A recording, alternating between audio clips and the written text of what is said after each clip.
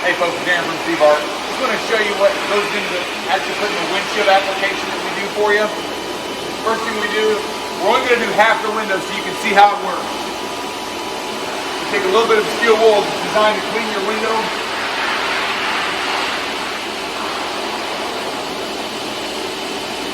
The next thing we're going to do is wipe it down, let it dry for a moment, and then we're going to put the actual windshield treatment on.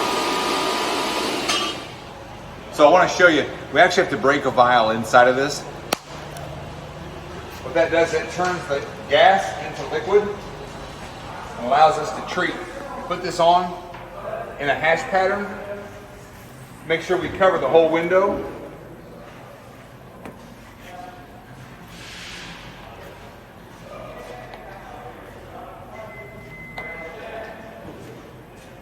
Next thing we do is let it cure. And then we're going to wipe it down and we're going to show you a video of how this works, half treated, half untreated. So we've got half the window done, the passenger side is not done. We're going to dump some water on here just so you can see the difference in how it works.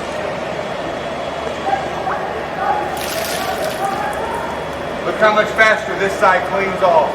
That's the difference of having the Ziebart windshield treatment.